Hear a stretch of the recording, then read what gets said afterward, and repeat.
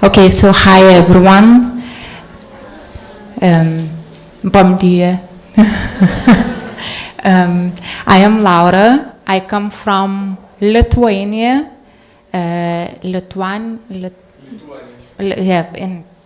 So it's a very small country in North Europe. I will talk more about it a bit later.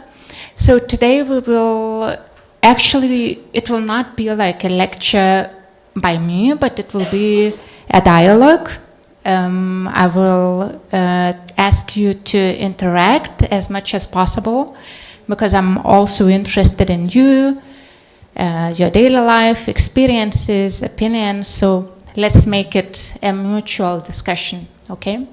So the topic today is related to unbounding epistemic bubbles and learning otherwise through conscientization, conscientization, perhaps in Portuguese, and posthumanist perspectives.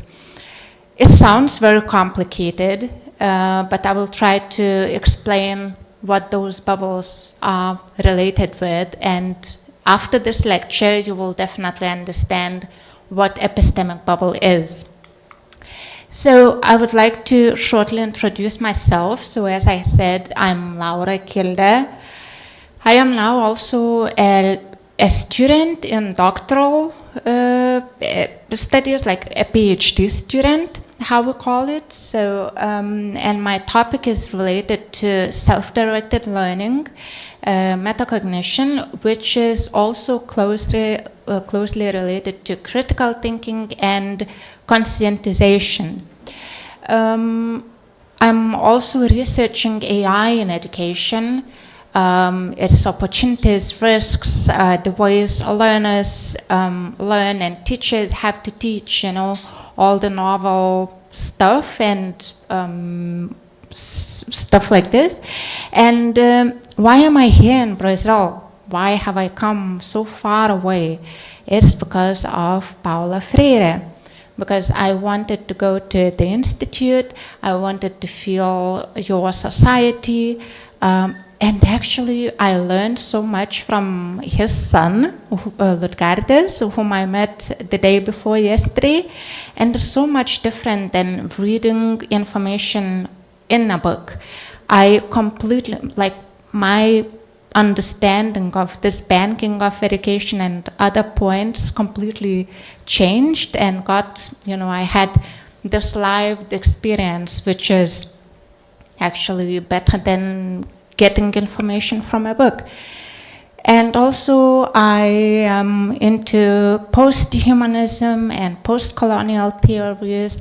My research is going to be conducted in Lithuania and Kenya. I'm trying to decolonize knowledge, but it's not about here today. And as for my professional background, so I am a founder of 2 language schools. I organize different language courses, French, Spanish, but not Portuguese. Portuguese, unfortunately, is not common in our country. There are not many people who choose to study it. Also, I'm a university lecturer in education and entrepreneurship as well. I teach at the Faculty of Philosophy and also at the business school. And I have gained different teaching experience in different countries, also in Africa, in Rwanda, where I lived for 2 years, and France, America, and etc. So, as you can see on the map, so here is Lithuania, here is São Paulo. So my trip lasted 18 hours, which is, a long trip. It doesn't seem that far away, but it's so far away. And even though we are from different continents, all of us share one big and the same, actually, a very similar digital world. You have your own culture. I am from a different culture. We live in completely different cultural societies, but we are shaped by the same technologies, by the same media, and even by the same challenges that media brings us. Actually, I wanted to make it interactive on Mentimeter to scan codes and etc., but it's not working somehow. I should have come earlier to prepare, perhaps. But I would like to ask you, what about you? Do you use AI? Is AI common here in São Paulo, in Brazil? Yeah? Very common? Oh my God. It's not, I mean, I don't know if it's nice, not nice. What kind of tools do you use? Can you name them? What?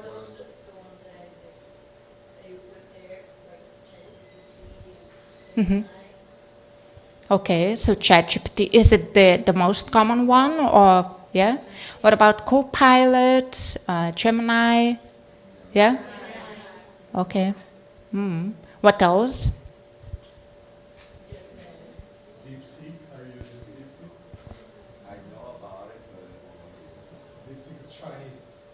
Oh. It's more used between people who work with technology because of the limitation on ChatGPT and the premium stuff. So people who did see usually are working with technology and math and stuff. I know this because I have friends in mathematics and they use a lot more than us. They use that you say that DeepSeek is less biased than ChatGPT. It's really biased. Okay. Interesting.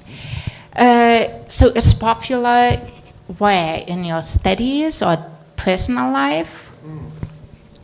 So we are here with Agnaldo, so tell us.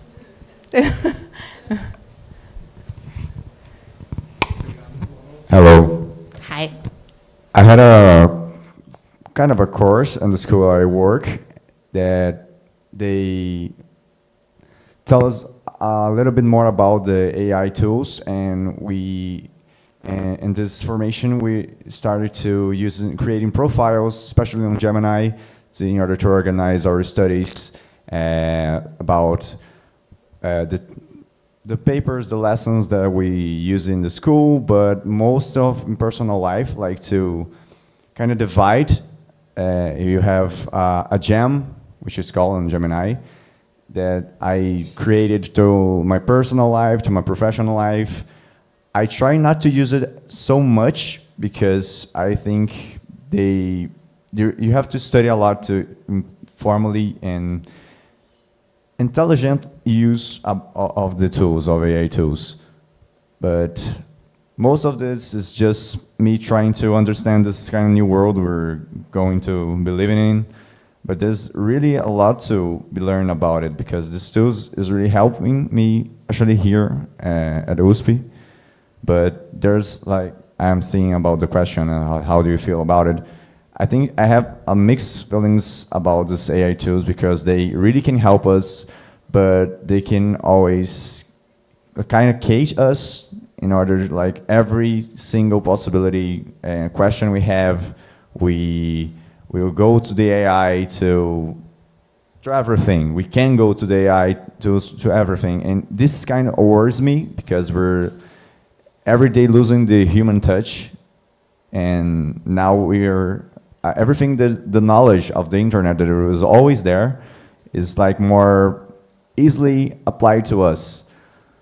But so yeah, it's like a mixed feelings, but it's part of our lives now, and I don't think we're ever going to go back. And it's helping as well because all scientific tools, we can make better projects.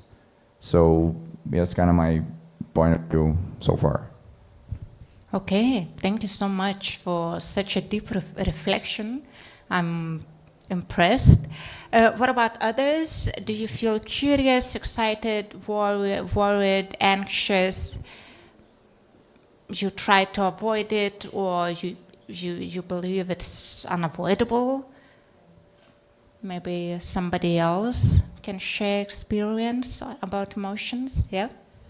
I think more than worried, I get really scared of AI because I think everybody hears a lot about robots are gonna like rule the world, but nobody talks about how AI being so in our routines is like it's still a machine ruling the world. So it makes me scared because I think it's very easy to get like lazy by having AI so easy. So I think it makes me a little bit overwhelmed, and I use it, but I use it like when really necessary, because I have this like weird relationship with it. But yeah, it does make me worry, but it makes me way more scared than worried. Okay, thank you so much. So, yes, you are right. There are many risks, and there are reasons why we should be worried and scared, because the algorithms on all the media, they, show us what we already they like the information is not diverse. It's like it adapts to our wishes and needs. That's what we have to understand. And in this case, it can even spread wrong information, Then, of course, what you have just mentioned, we depend too much on what algorithms choose for us. So let's say we search for something online, and we may even not listen to our inner voice, what we really need. Our decisions are shaped by all those algorithms. So it's another risk. And then when we become too dependent, then we may not listen to each other. We may kind of also diminish the role of our teachers, because it might seem why to listen to them if I can ask or find out something with the help of AI, So it also another risk. And actually it's powerful but risky if we are not conscious in it. So now let's here the first risk, as you can see, it's algorithms, like what the information that they choose.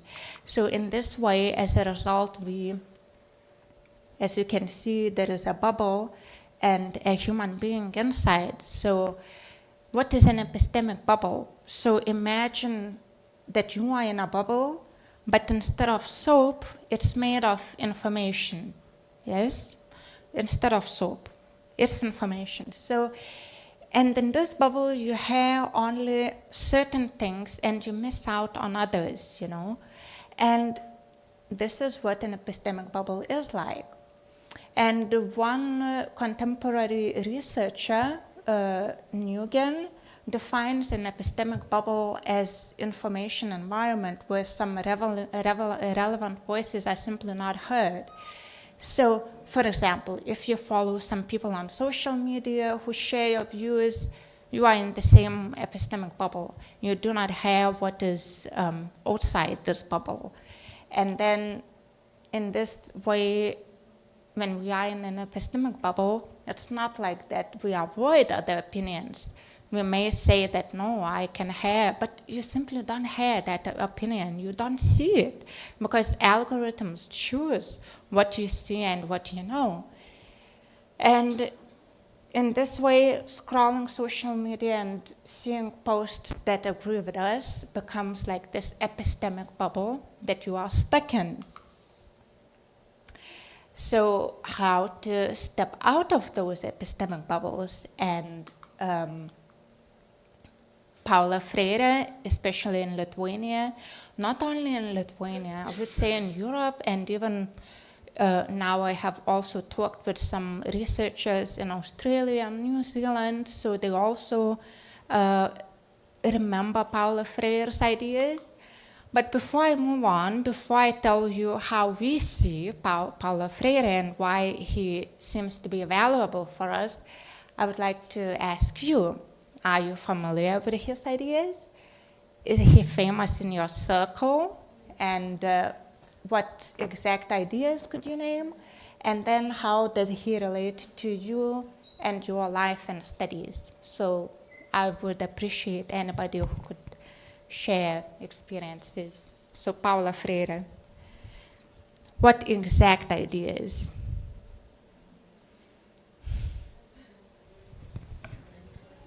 And actually, also don't be in this, don't come to my epistemic bubble in this way, reveal the real situation, your point of view, not my point of view, because I'm here because of Paulo Freire and etc. You know, so try to be as open and honest as possible. I think doing this in English will be way harder because most of the text we read about Paulo Freire is in Portuguese. I don't remember having read any of these ideas in English or any other language. So I think if you're trying to come up with knowledge more constructivist, he's one of the main guys to be studying. I think his ideas way above his time, but me personally, I don't rate as much as some other people here in USP. I think my view is like more with Vygotsky or Dewey or de Crowley. So I'm not so familiar about his idea. So, but I think this is most because of my epistemic bubble. I think if you're ask this question to other students here in USP, you have way more elaborate answers than mine. So I think there's a lot of different pedagogies about like trying to listen to the students or make them more active in the process of their developments. I don't think I can name it, so per se. But I think here and there he's always in the subjects we study here at the university. So, but he's like one of them, but in my trajectory here at USP is not that strong, but I know how important he is, and I know I should be studying here more, but there's a lot of different pedagogies, ways of teaching, so I think this lecture would be really instructive for me personally. Thank you so much. Very interesting. Anybody else?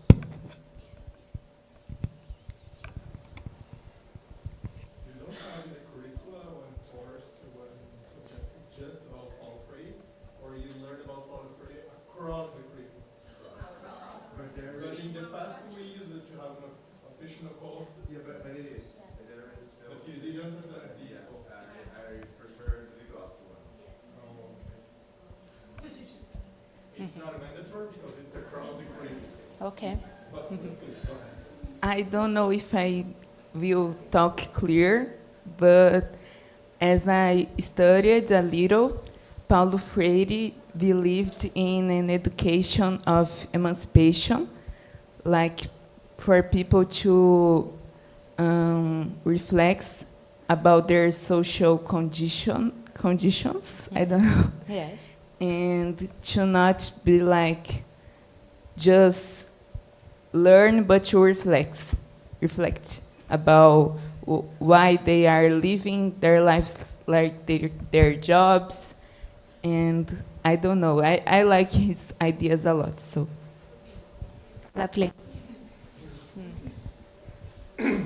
This is really interesting because we are getting knowledge that a different perspective about a Brazilian researcher, yeah, or a framework, for example, if considering large, because also in media education, one topic that's really important for us to work with critical thinking.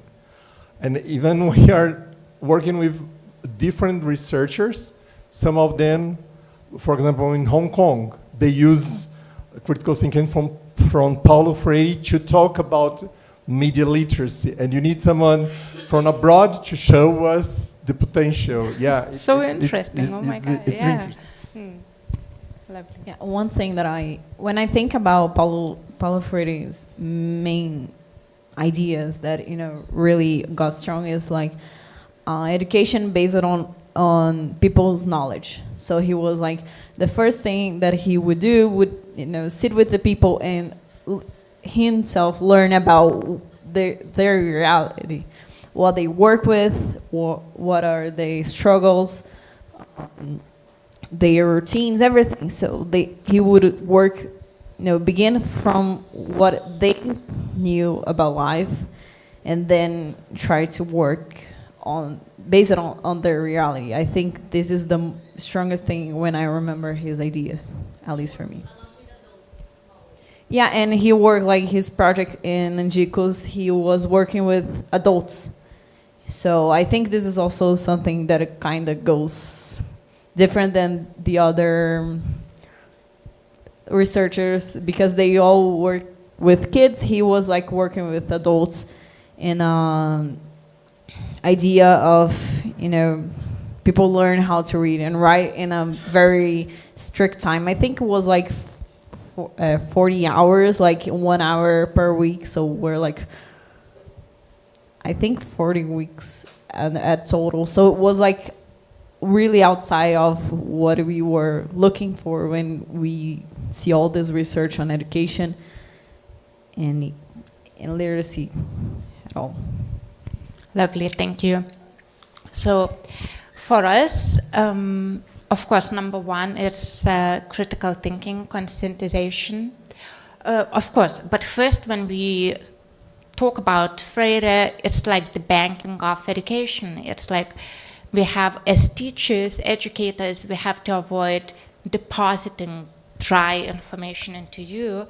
So like making a dialogue, even this presentation was based on his ideas, as you can see, I incorporate some dialogue because I don't want to come and present something that I know.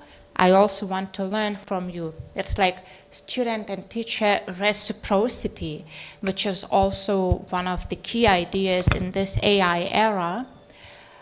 Dialogue, not domination. I guess with this AI penetration, students, even younger people may know more than older lecturers, but of course lecturers have wisdom and etc. So you might exchange all these skills and knowledge.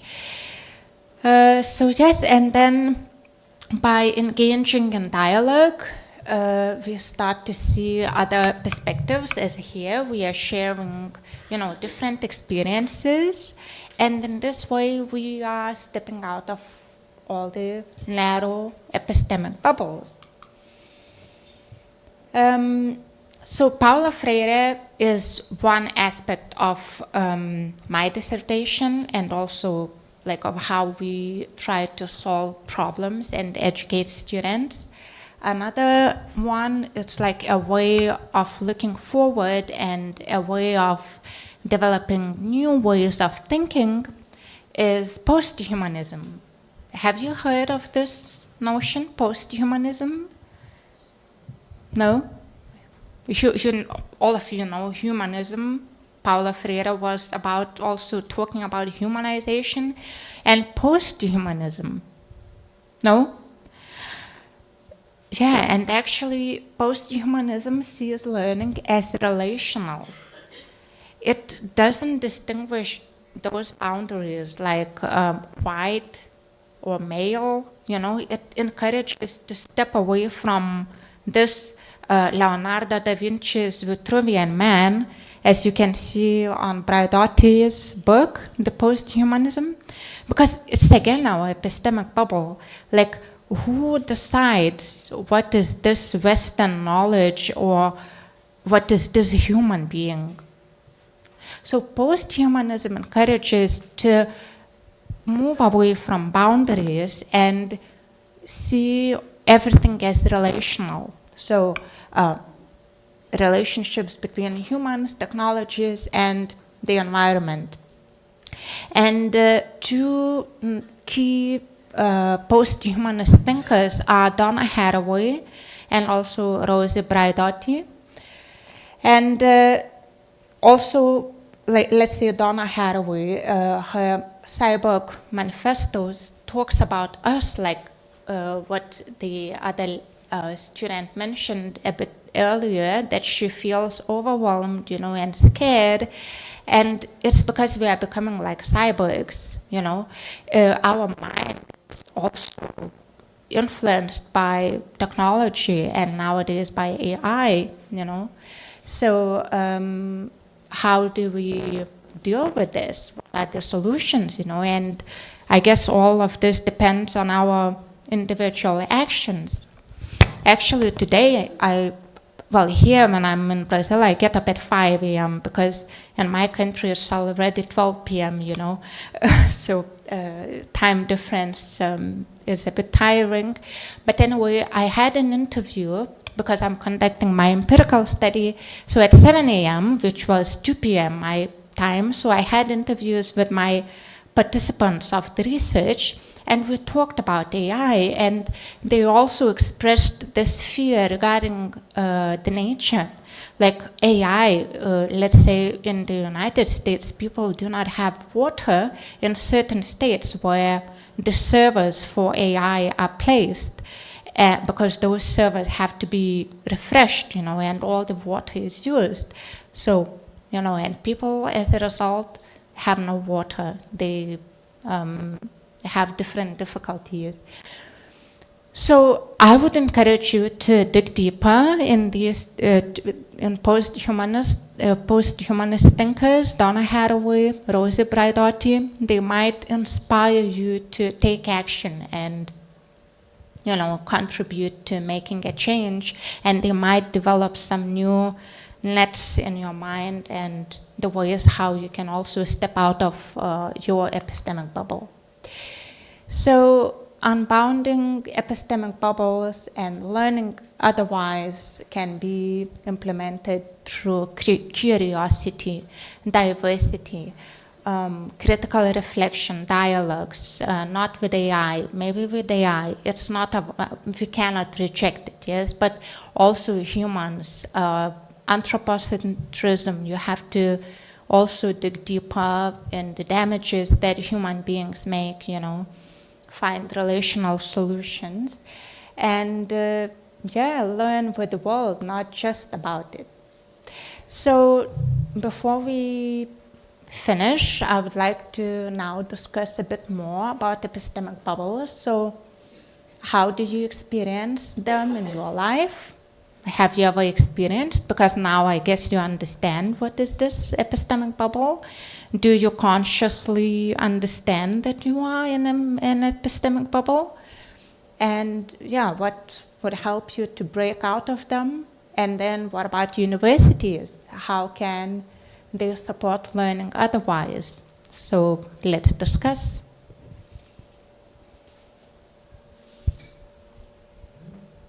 For those that are practicing yesterday afternoon, you discussed about something under the digital influence that they create this kind of experience for. I think everything you said about AI and what we're seeing in the course here as well, I think the AI may narrow down our opinion if you don't use it correctly. I guess not correctly, but if you don't know how to use, that's why I said earlier that it's important to know how to use the AI tools. I think this kind of epistemic bubbles you're referring to is something that I consider as a problem here in university, because there's a lot of different opinions and they're always colliding with themselves, and most of the people don't know how to deal with this difference of opinions in general. I think in Brazil, I think every country nowadays, I'm not saying just about the political reasons, but because knowledge is something hard when you try to build, especially when we're working with children. And I think most of the things like empathy, I think, will be the best way to break these epistemic bubbles, because if you know how to respect the other, or respect their opinion, and know what kind of validation makes this opinion, this knowledge relevant. So I think the university, like I'm saying about my living throughout USP all these 4 years, they're making us narrow down our vision just like an AI, because they have these opinions the way the teachers teach us, or I think the most of the critical thinking that we're seeing in this course with Agnaldo is showing us a way of using these kinds of tools and reflect about the use about in social media and how they can turn into fake news, or how the narratives, the power of the narratives, in order to build this knowledge that we kind of lose track and how to validate this. And I think this go back to when the social media, all the scandals with WikiLeaks or Facebook, and saying that they have our data and they're selling this. And I think this is the point where everything just collapses itself, and the pandemic just made it worse, because we're just confined, and then the AI is like going different kinds of AI, and they're always commercializing it. So this is what frightens me, because the power of knowledge is like all over the place. Everyone, they're having their own opinions and thinking that they are the ones that are correct, and not trying to listen to each other. Of course, there are some opinions that are ridiculous, because it's just something that people come up with their own minds. But I think this is like really hard when you think, you said about Paulo Freire's idea, and I think how the critical thinking that we're putting here is something that we have to use it in our work. But I don't think here in university is a way of knowing these kinds of things. But if you're going to, I don't know, Unifesp, Unesp, or just get out of Brazil, I don't know how Lithuania, and I think everything we're seeing about Israel or Russia and all these wars and all this propaganda makes hard, because the construction of knowledge is, I think, for me, is really hard, and how we're going to overcome this challenge and try to build something that will work as a community in general, and not just saying who is right and who is wrong. Thank you. Wow. And anybody else? Let's say when you scroll on social media, do you spot this continuous bubbling, epistemic bubbling? Have you ever recognized this, that, okay, so this is not diverse information, I have to dig deeper? Have you ever faced this point?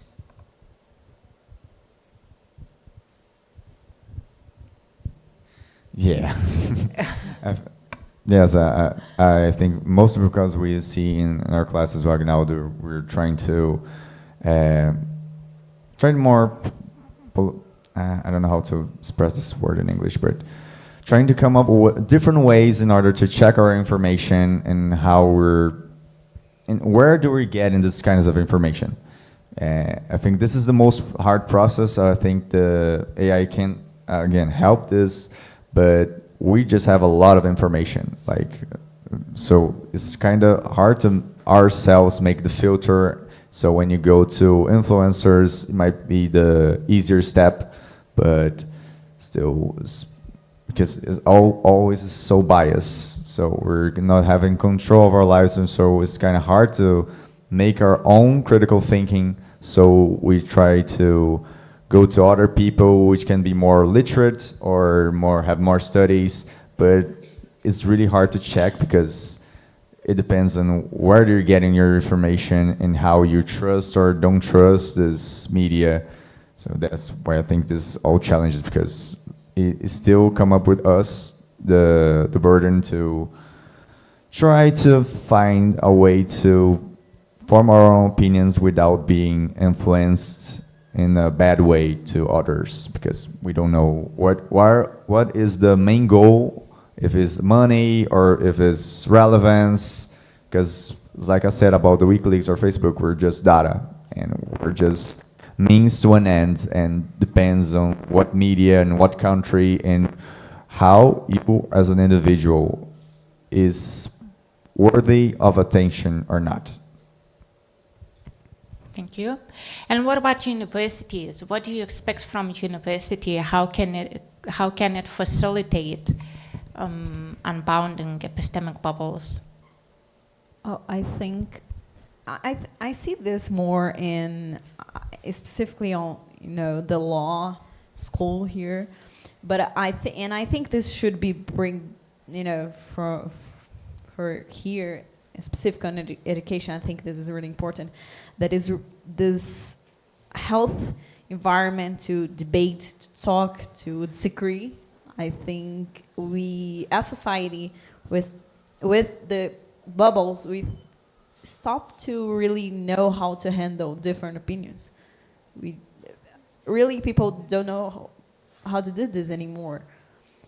Like, accept that someone just does not agree with you and think that you're wrong. And I would say, like, for me, it's really clear the bubbles when, like, you just, you comment on a video or just you like something, and then all your feed and all your search goes to this content, and you just did like one single comment and everything changes. I think this is really clear for me. I remember like really deep diving in some bubbles, and then after this, all the content that would be recommended, would be kind of biased by this. I would say to break out of them is the hardest part, because not just the algorithms will just show you this type of content, but the problem is we don't tend to check the informations that we agree with. For us, it's clear that information is correct. Why would I check it? But not necessarily. This doesn't mean that much. You can be wrong about something that you kind of agree.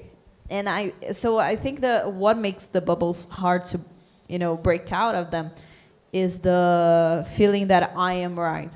I'm not wrong. I found some people who agree with me, so I will stay here. And it's really not intuitive to break out of them. I think the problem is on this. So we need to do this educational process to, okay, I need to break out of this. I need to disagree with, talk with people that I disagree with.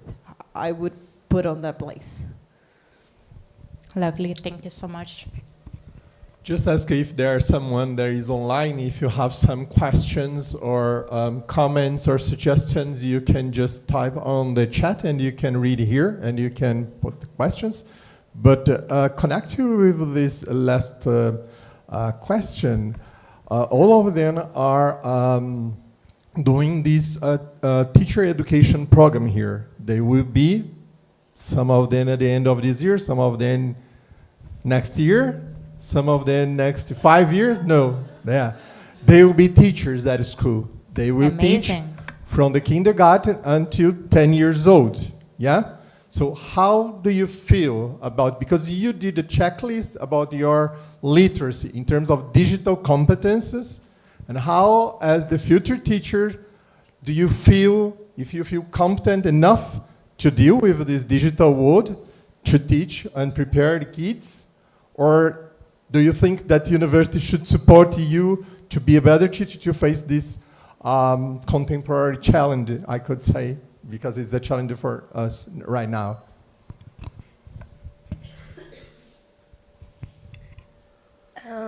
It's just weird because for people that are attending us online, they see that there is Nobody. because you are in there and is not showing you, so It's always like that. We're always afraid of the person that is presenting. voice is raising, voice.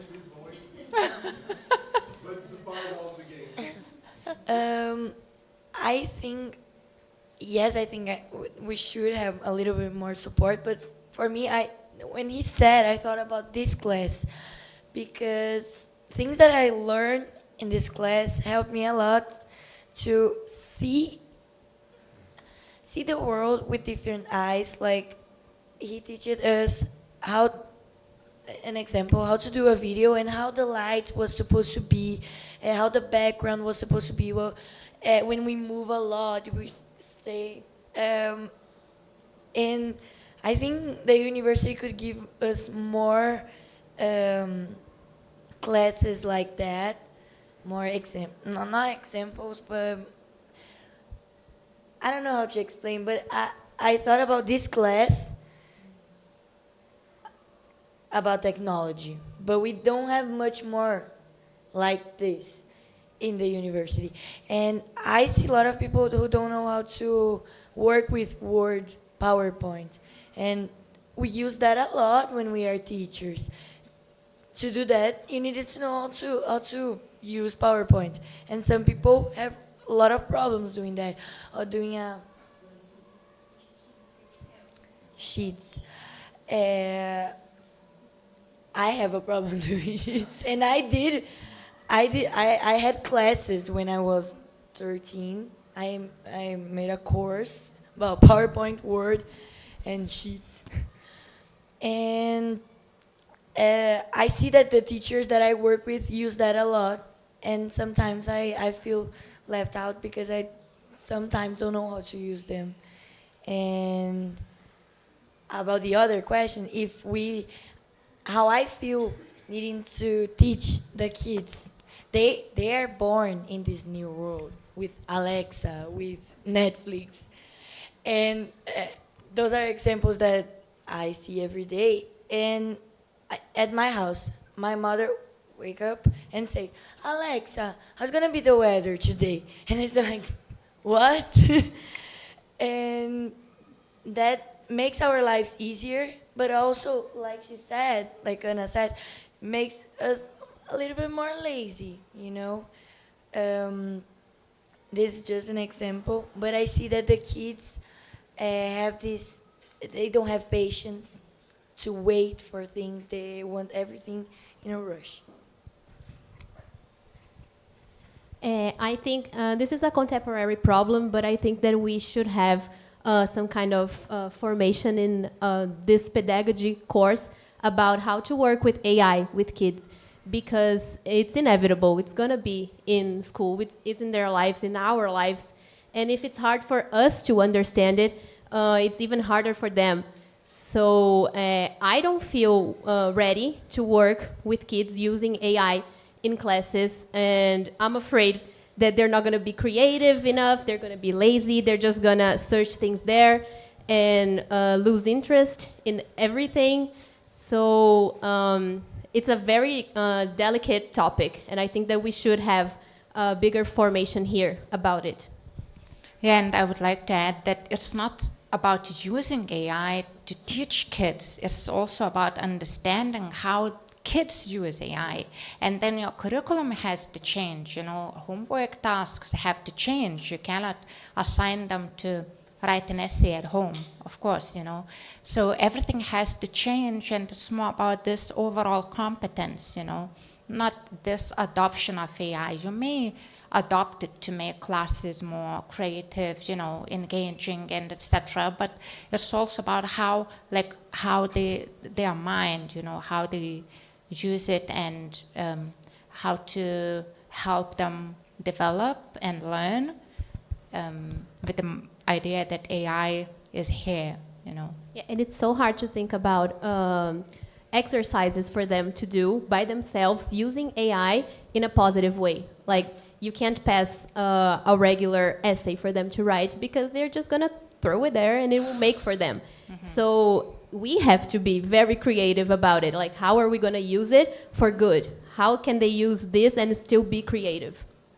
Yes, and another point, we may not have to be rejective, you know, we cannot forbid it, and we have to remain flexible in this way. And this flexibility has to come with the point that, let's say you can assign them certain homework tasks, but to teach them how to do that ethically. So, how to show and to say, yes, I have used AI in this way or another way, which sources, this information comes from.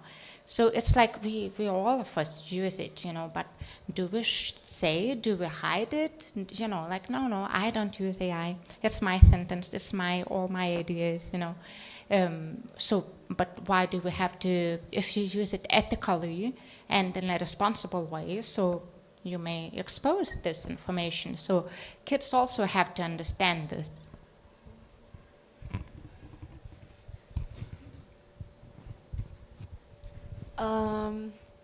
We've been doing like this work, or like experiment with the kids here in the school that we have.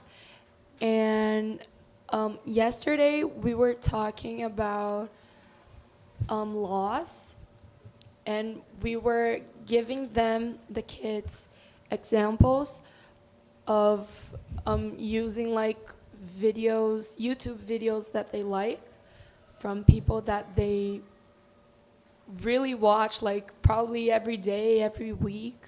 So, and it's really hard to like explain them the worry that we have for them. And it's also thinking about the bubble, the epistemic bubbles. I agree with my friend here that said that we need to have this like human interaction and contact to get out and off of these epistemic bubbles. But something that I saw in the kids is that mostly they are in very near epistemic bubbles. So it's also really hard when you're like in a bubble, like not necessarily epistemic bubbles, but like in a bubble that you have similar interests, and then you end up in the same epistemic bubble. And so even the human interactions, they kind of stop working as a way to get off your epistemic bubble.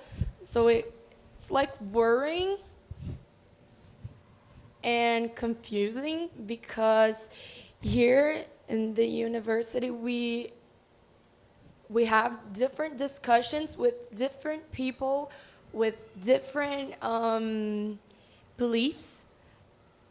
But sometimes when you're like friends with someone that has the same values and beliefs as you have, it makes it harder to like get off of the epistemic bubbles. And I really saw that with the kids. I don't know if it makes sense, but it's like weird, and it makes me reflect a lot about how am I supposed to become a teacher that is gonna help these kids be able to have creative thinking and critical thinking, and also be a creative and critical thinking teacher, while they have all of these, como é que fala? Sabe? Estímulo, como é que é? Yeah, they have like so many things going on in the internet and with the AI. Yeah, so how am I supposed to help these kids and become a creative teacher that has creative classes when their interaction is not helping the creative bubble to pop, if it makes sense. Any sense? Yeah? Amazing. Thank you for such deep reflections. Just to clarify, as a part of this subject, they need to develop some projects like workshops to carry out with kids, because you have a lab school here. You can hear their kids. Yeah, and they are organizing small groups, and they choose the topics, and they prepare the workshop, and they are applying with the kids. Kids from 7 to 10 years old, and the others, it's from 13, 14 years old. And another group, they are going to do this experience online. And it's just to return to Paulo Freire critical thinking about how we could do with AI, because now we have some courses at university, not here at the School of Education, that they are delivering the subject about how to prepare the right prompt to use the AI. It's really more technical approach. In our perspective, should be connected with the critical thinking. Why do I need to use AI?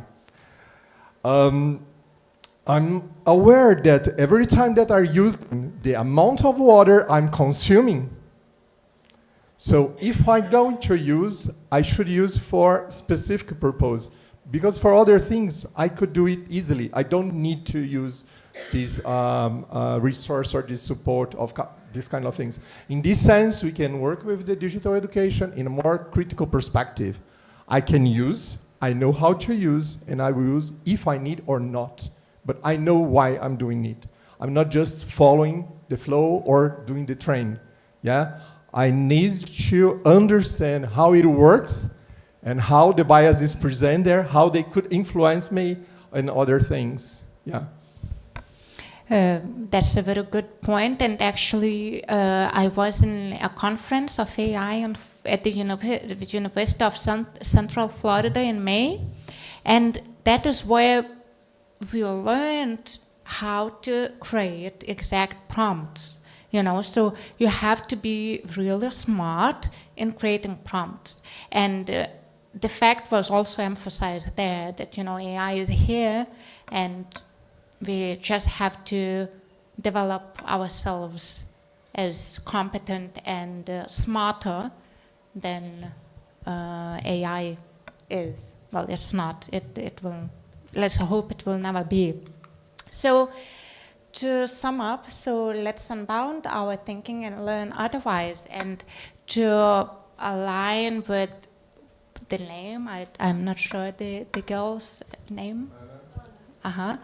So you have to be curious. Teachers have to be curious as well.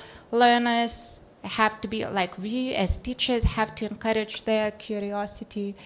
There is this critical reflection dialogues. If you assign certain tasks, you know, so make questions, let kids discuss or create certain tasks or activities that would spark their interest in critical reflection. And yes, we tend to stay in a comfortable bubble, whether it's epistemic or just like an everyday life bubble, but we have to connect across differences and learn with the world, not just about it. Obrigada. It was an amazing discussion. I hadn't even expected it, and oh my God, Brazil is so, I mean, honored to have such future teachers as you are. And I hope that you are going to become teachers and go to school, because you have to educate our future generation, and we are responsible for what kind of people we raise and educate. So thank you so much.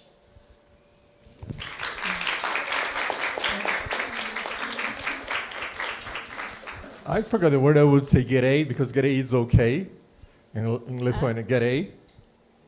How do you say okay in Okay. Gerai. Gerai. Gerai. But thank you is Ačiū. Ačiū. Labas is Labas is hi. labaritas and labadiema. Yeah, So nice. Yeah. I forgot it. Yeah. So, are there any questions? Because I just checked here on the YouTube. online, there is no question and no comment. So I just remind you that you, oops. I just remind you just to sign the form that you are fixed on the top of the chat for your presence. And if you have any other questions, there someone is missing because, or if I have some problem with math, because I count 27 people here, there's just 26. Are there anyone that didn't sign in here? Alguém não assinou a lista? Alguém? Eu tenho muita frequência, eu posso ficar com falta. Está sobrando? Ok. Descobrimos. Não, eu não quero passar com 100%, eu quero passar com 98%. Também é uma opção, né? Eu não quero ser. I just remind them to sign the frequency. Tem alguma pergunta, alguma questão que vocês querem saber sobre... Ela trabalha na faculdade de educação lá também. Nenhuma?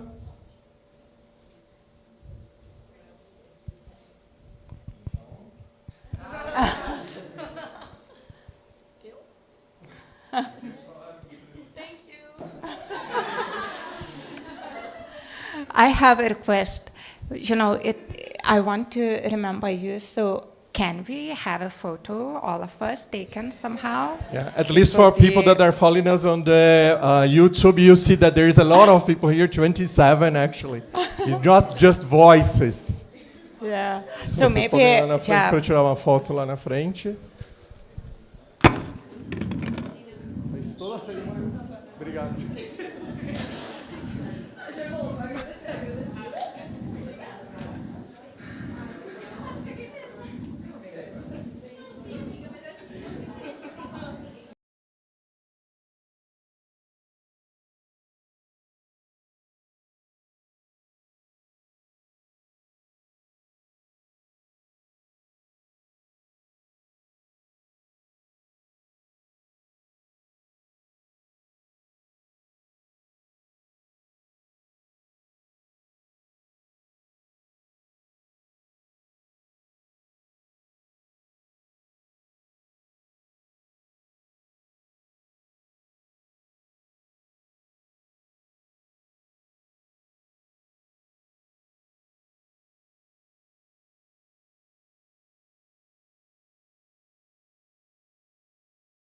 O evento está sendo transmitido, está fixado aqui na parte superior do chat.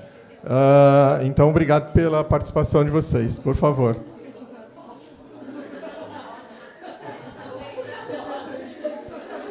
Chegou para apagar a vela, né, na hora do aniversário.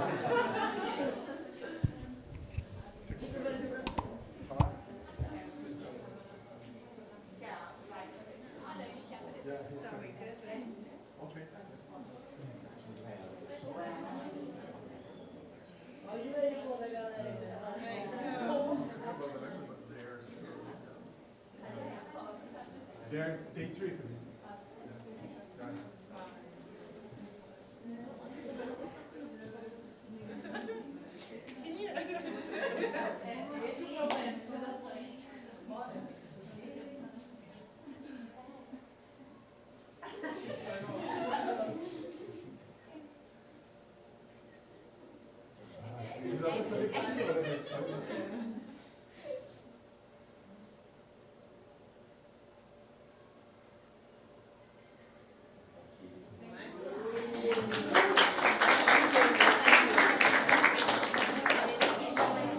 Só para esclarecer para quem chegou depois, né?